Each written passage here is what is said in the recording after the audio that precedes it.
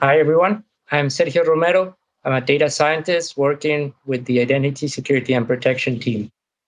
Hi, I'm Eliza Kuzmenko. I'm a senior program manager on Azure AD Identity Protection. I'm excited to be here with you in our session, The Science Behind Azure Active Directory Identity Protection. Let's get started. So what's on our agenda today? We will cover what the remote world looks like today, how identity protection is more relevant than ever, the data science behind our machine learning, and what's new in identity protection.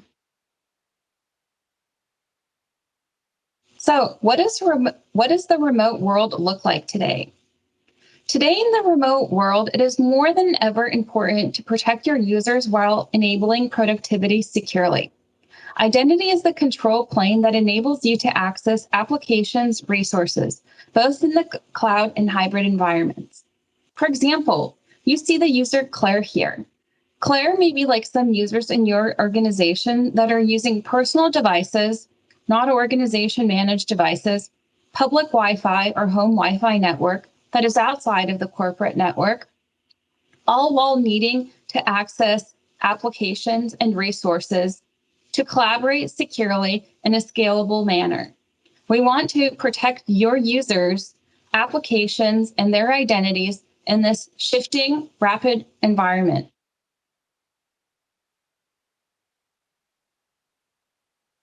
Since the start of this year, we've seen a 230% increase in password spray attacks.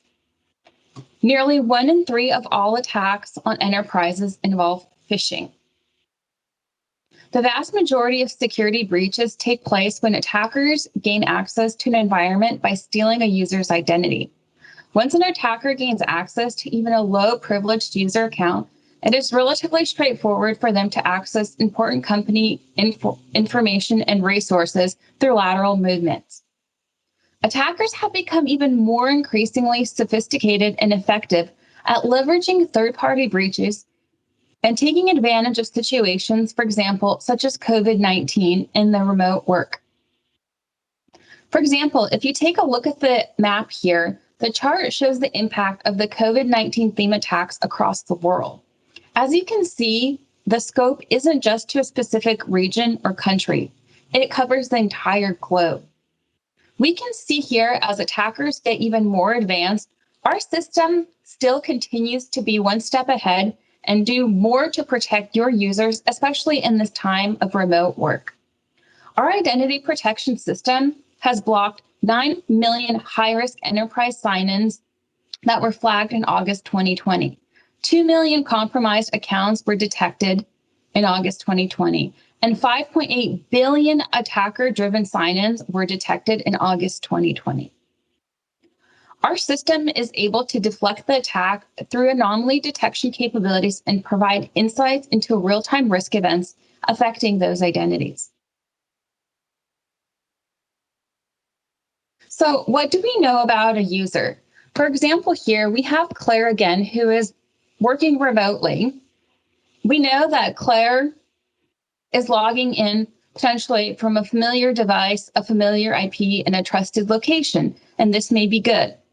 In this example, you see that there are multiple sign-ins, but individually, there's not a lot to conclude from all of these sign-ins.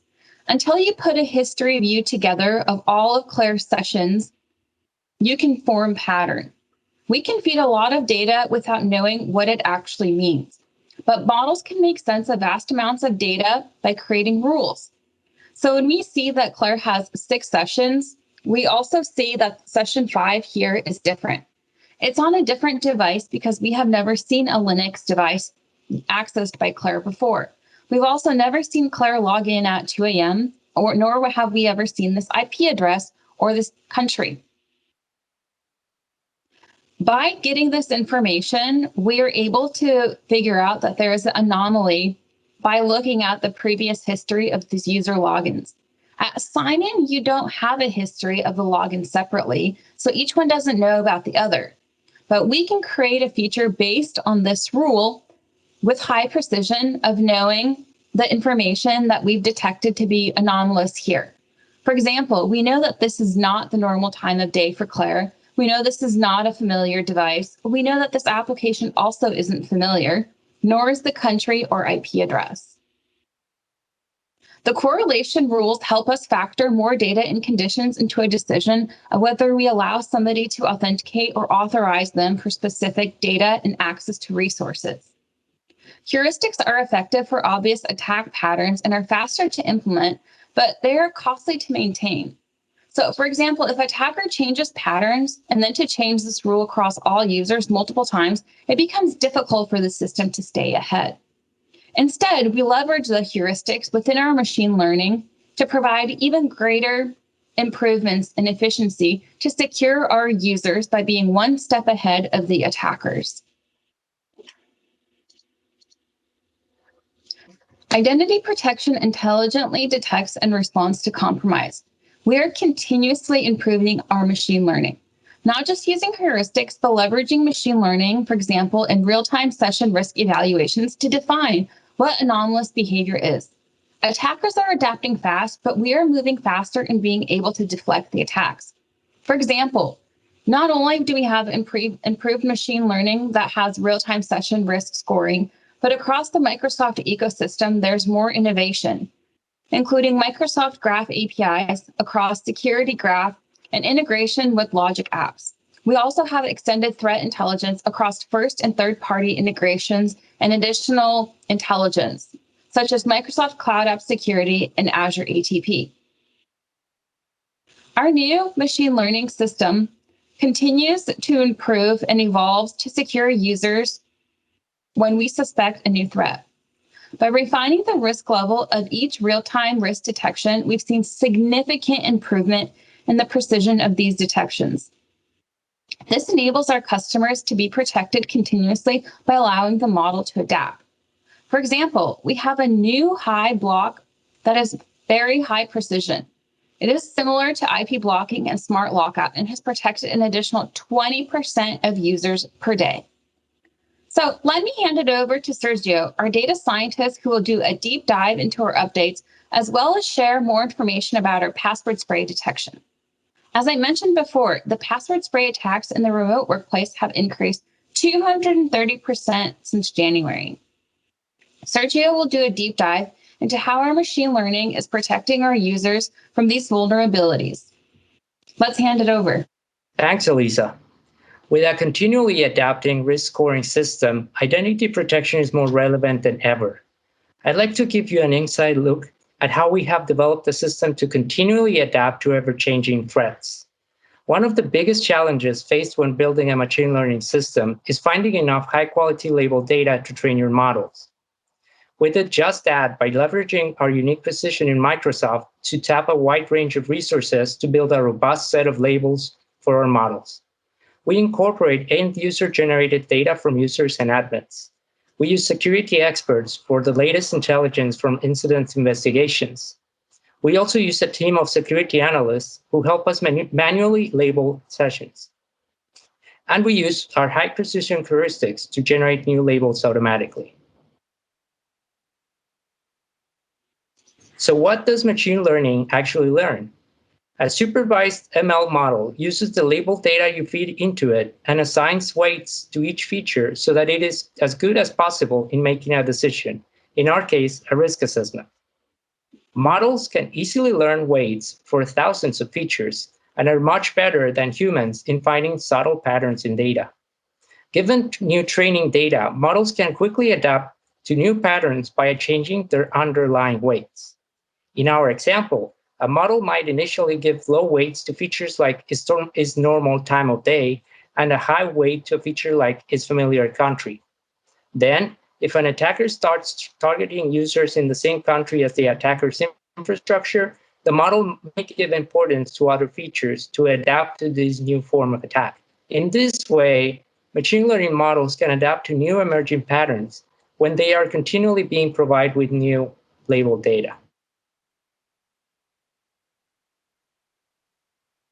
Now that we have a model, we can use it to assess risk within our authentication system. We deploy our model as part of the authentication code that processes all incoming authentication requests into a classifier. This classifier looks at all of the features of the current incoming authentication session, matches them to the model, and based on the learned ways, generates a risk score. This risk score can be thought of as a probability, a number between 0 and 1 that tells you how likely a session is of being compromised. We use this score to assign a user risk, which can be no risk if the risk is low enough to consider it safe, or can be low risk, medium risk, or high risk. High risk would hold the riskiest sessions where we are almost certain that a session is compromised. So how do we determine which sessions to assign to each risk level? We use what is known as an ROC curve, which illustrates the trade-off between recall and positive rate. On the y-axis, we plot the recall, also known as the true positive rate, which measures the percent of all bad cases that we correctly classify as bad at a given threshold. This is a measure of friction for the attacker. The higher, the better, and if we reach 100%, we make their life impossible because we would be detecting 100% of their attacks. On the x-axis, we plot the false positive rate, which measures how many of the good cases we falsely labeled as compromised. This is a measure of user friction because the higher you go, the more legitimate user sessions we are needlessly blocking or interrupting. A perfect model would sit in the upper left corner of the chart with 100% recall and 0% false positive rate. But perfect models like unicorns do not exist, and so we need to make a trade-off between friction to the user and pain to the attacker.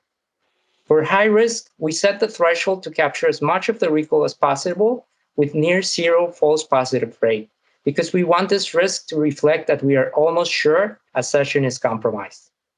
For medium and low risk, we can capture extra recall with the understanding that higher sensitivity to anomalies comes with extra noise in the detections.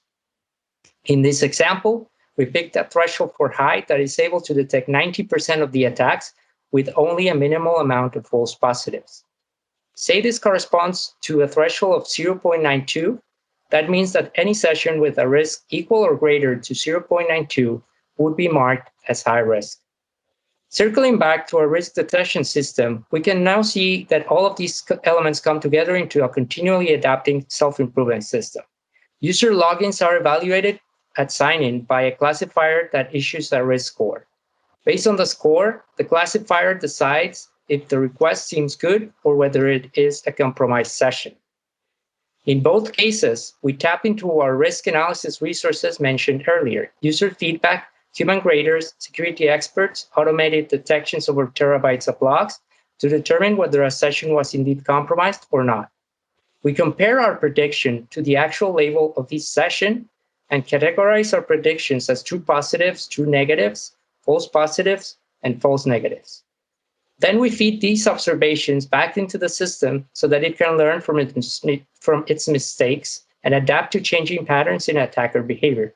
A new model is trained and deployed, and the process is repeated.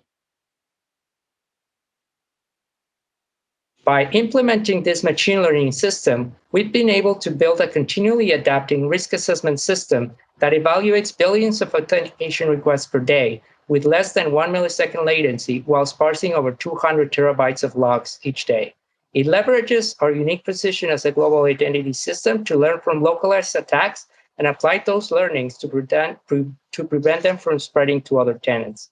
This machine learning architecture can be adapted to specific attack patterns. Let's see how it can be used to detect password spray attacks.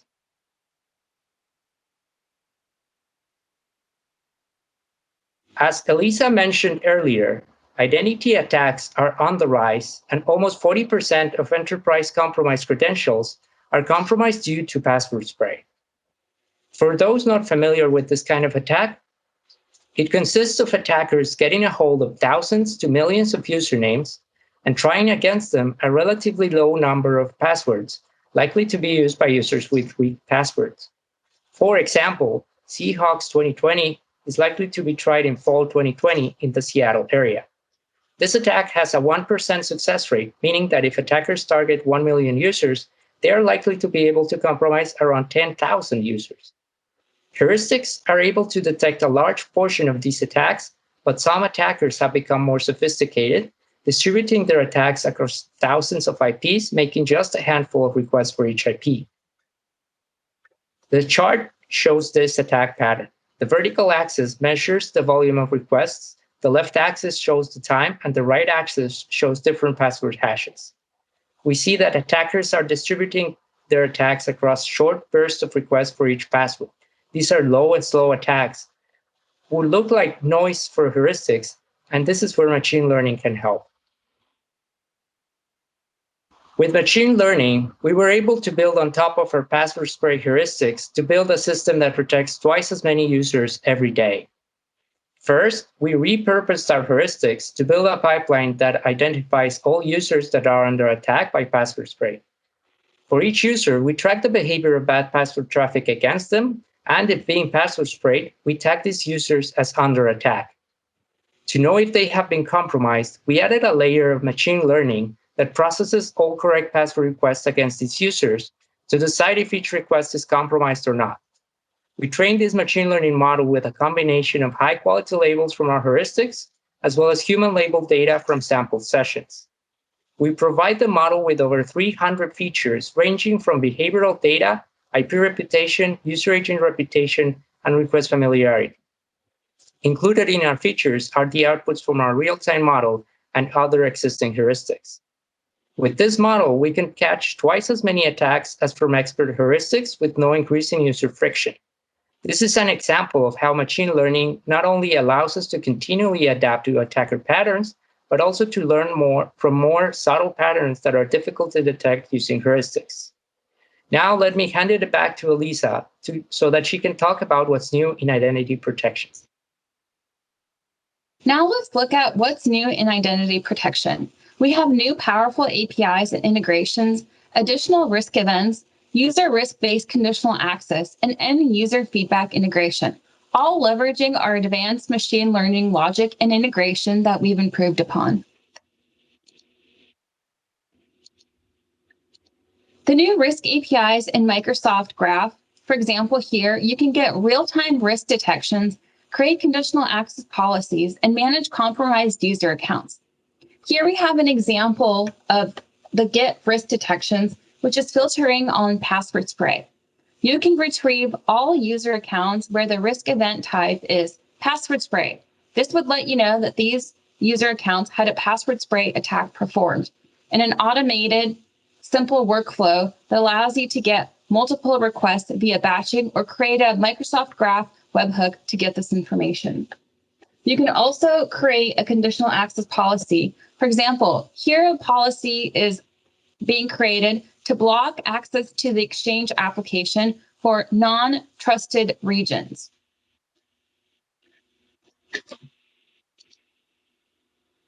Let's move over to the password spray detection. As Sergio did a deep dive on password spray, let me show you the UI functionality that we have in the Azure portal UX.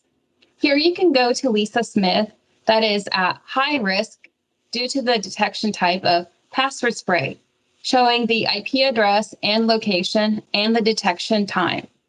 With this information, you can configure your conditional access policy based on the user risk, or if you have additional integration with Azure Sentinel, for example, based on the risk event type, which would be password spray. This again leverages all of the machine learning algorithm updates that we have created, surfacing this both via API and in the UX. Next, let's go to the conditional access user risk evaluation policy.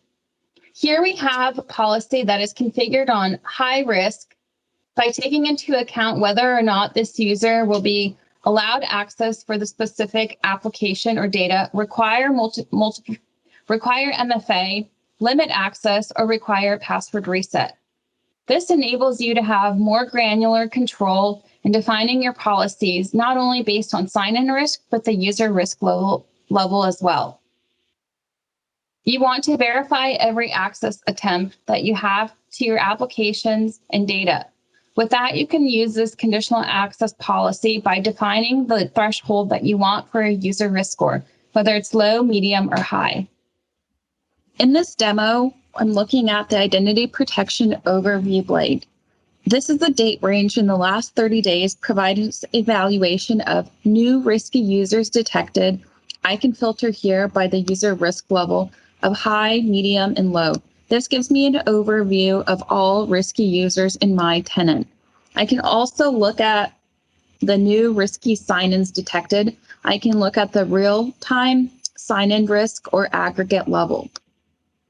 This tells me that I have 30 high-risk users, 27 medium-risk users, and 27 out of 43 risky sign-ins last week that were unprotected.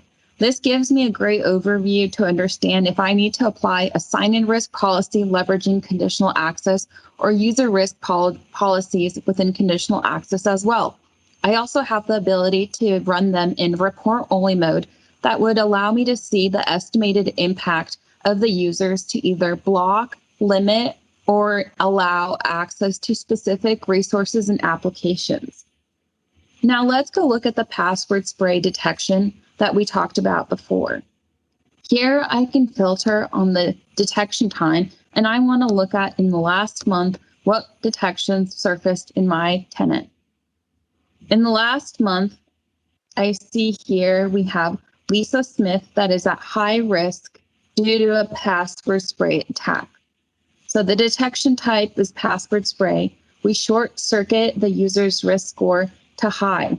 This will kick off any user risk policies within conditional access that I've specified the users at high risk.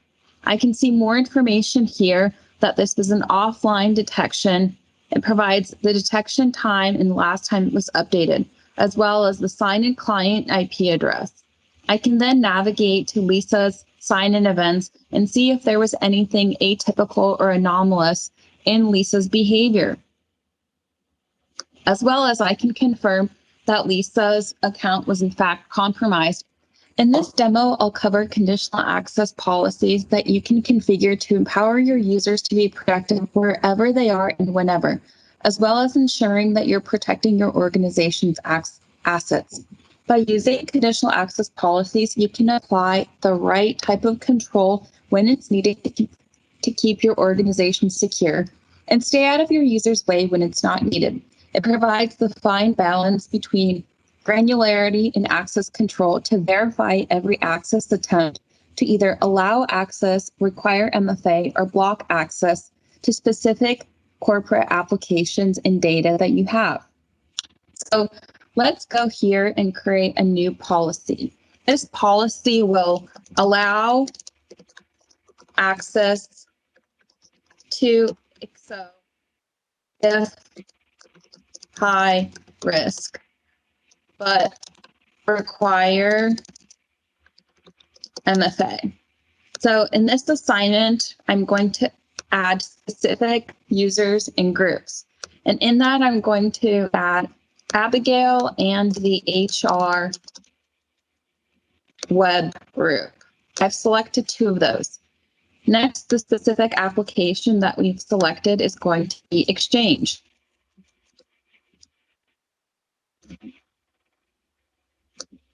So we're essentially saying if a user is at high risk in the conditions, we will allow them to access the specific resource, but we are going to ensure that they pass the MFA prompt and that their device is compliant. You can enforce a policy based on low, medium, or high risk. To us, it's important to enable the policy at high risk for users to ensure that we have the right amount of control, and we don't want to over-enforce policies if a user is at low risk, because that causes additional friction that may not be necessary. Next, we'll go to the device platform. In this case, it's sufficient for us that it's any device that this user is coming from. And so in our access control for the grant, we're going to grant access, but we're requiring MFA, as well as we're requiring the device to be marked as compliant. You have additional controls here that you can leverage for multiple controls, or you can require one of the selected controls. Additionally, you can enable this policy in report-only mode before you enable this in production, which allows you to estimate the impact of users and evaluate that before leveraging and expanding this to your entire organization. In this final demo, I'm using Microsoft Graphics 4 to confirm Lisa's account as compromised. As we previously saw, Lisa's account had a password spray attack performed. This means that an attacker may have gotten a hold of Lisa's credentials on the dark web or exposed it to through another third-party breach where the credentials were posted online. Leveraging this functionality, I'm taking Lisa's user object ID, here we have, and pasting it here to do a post on identity protection / risky users / confirmed compromise. This gives me an additional layer of control in my organization that I can ensure if I want to add additional protection and leverage if a password spray attack has been performed. I can ensure that Lisa has a secure password reset enabled, even if conditional access policies are enforced. If I want to have a specific review of user accounts that are perhaps using passwords that have been breached, it gives me that additional fine-grained control to be able to do that in my organization. I can add multiple user object IDs here, but in this example, I'm using Lisa's user object ID, and it returns a 204 no content, which is success. Meaning now if I go back into the portal, I would see Lisa's account had been confirmed compromised. As the admin, I confirmed this user account had been in fact breached. Next, we have my sign-ins with This Wasn't Me functionality. With this additional feature in my sign-ins, you have the ability to see unusual activity, which leverages the identity protection machine learning algorithms on the back end. All the improvements that Sergio talked about in our deep dive focuses and leverages those risk detections here as well. You can now see the unusual activity and report This Wasn't Me via end user feedback. If it was a risky sign-in, we will automatically surface it here at the very top, where you can, for example, see Robin's account, though it had a successful sign-in, it shows the IP address, browser, operating system, and location, in which you can mark This Wasn't Me or This Was Me. Furthermore, it provides functionality for you to be able to secure your account in the case it actually wasn't you. So, what should you do now? Review the Azure AD Identity Protection reports. Generate conditional access user and session risk policies in a report-only mode. Turn on MFA. And don't forget, enable password hash sync. Most importantly, use conditional access to block legacy off. For more information and to be able to access additional resources, go to aka.ms/enablemfa and aka.ms/zerotrust. And thank you. Connect with us, provide feedback. We'd love to hear more. Here's my Twitter handle at Eliza_K, Sergio's handle, and our Azure AD handle. We'd love to hear more from you and any feedback or suggestions you may have in improving identity protection. We hope you enjoyed this session. Thank you.